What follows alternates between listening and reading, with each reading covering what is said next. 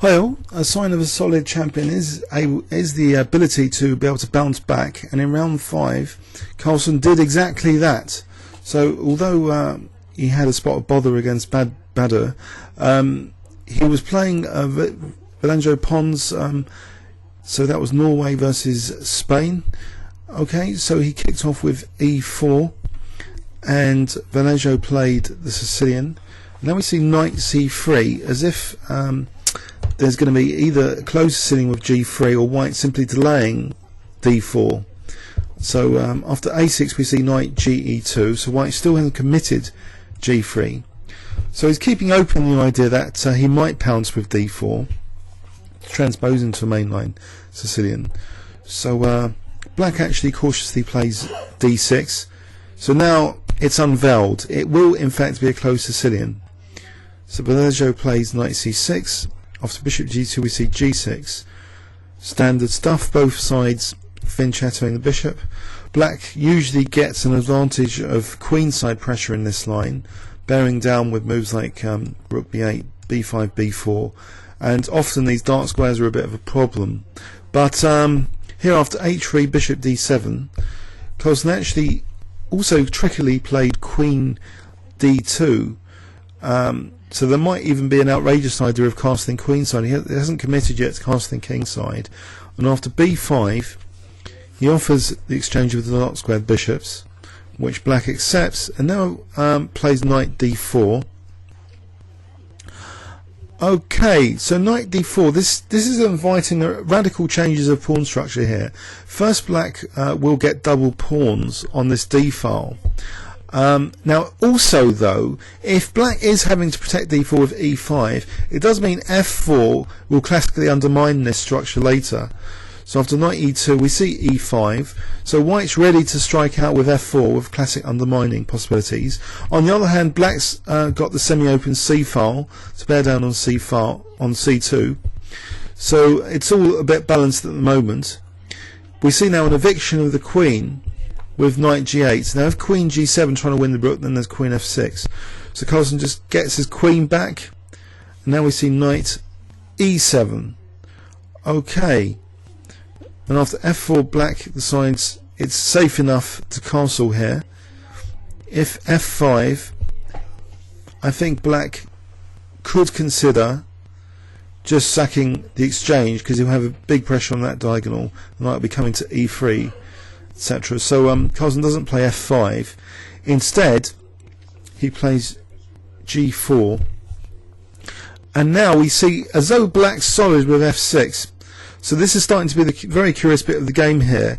Carlsen plays a simplistic looking rook f2, ignoring that black might have counterplay on the queen side.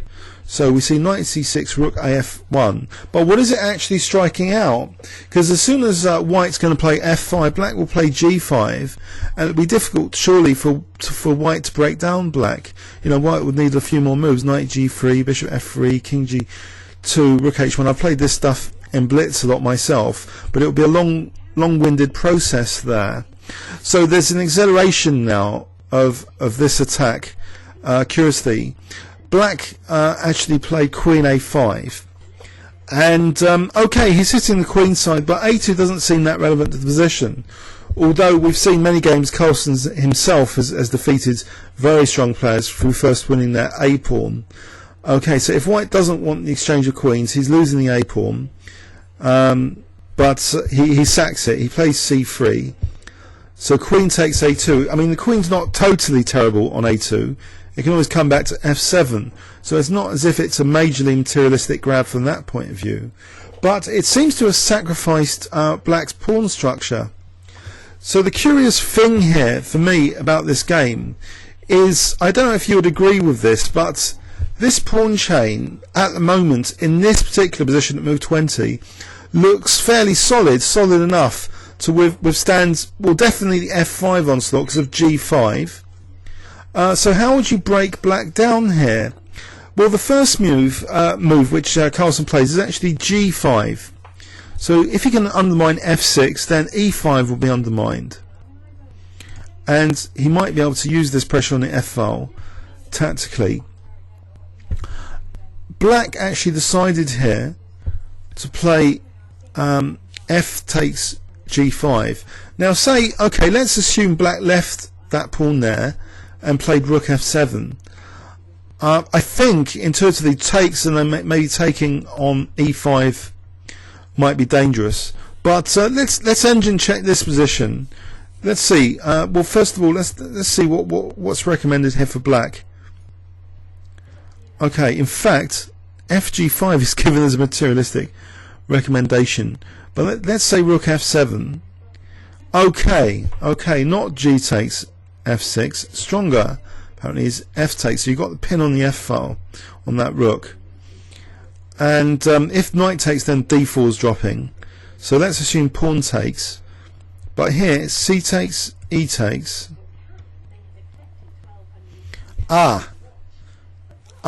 There's a nice move here. I wonder if you can spot it in this line. Well, there's a couple of nice moves.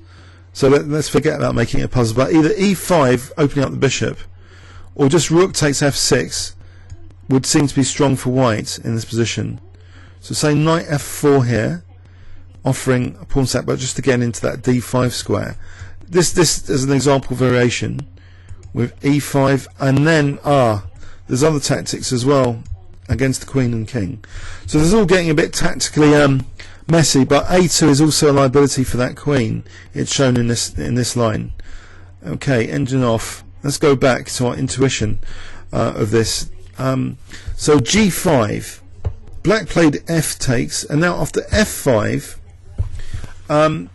okay, black doesn't really want to take ever on f5 to open up, unleash this bishop on the diagonal. So he played actually queen f7.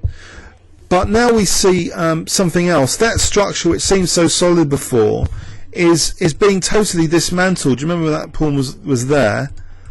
Okay, but now c takes d4. Look at this structure now, how it's been totally disintegrated. After this d5 move, black decided to play knight d4. And now look at the structure. It's been reduced to these double pawns. And after f6, okay, so g5 is still under fire. So black decided not to play the move h6 for some reason, just protecting g5. He played actually g4 here. So there's another question: why couldn't black play h6, just protecting that pawn? Let's just engine check this as well. Okay, there's a strong move queen b4 here, hitting d6 from there. Difficult to defend because of that pawn. Okay, so that d6 is vulnerable from that side as well. But in the game, it just looked dead easy for Carlsen after this g4, because he just took on g4. Black recaptures, now queen f4. Okay, so d6 and g4 are now double attacked. So black protects the bishop, and now queen takes d6, and faced with this avalanche of free connected passed pawns, black resigned. I just thought this game was just far too easy. I mean, what's going on here? It's just so easy, this game. So that's why I had to show you this. I mean, let's look at this. I mean, I hope you agree this is just a totally hopeless position. After e5, black's getting swamped by these pawns. Let's say rook d8. You know, it's just inevitable that queen f4, you know, the bishop's ideally suited in this position for supporting e5, because it will be protecting d5. So black can't stop e5 here. I'm not really sure we need to do much more analysis beyond that.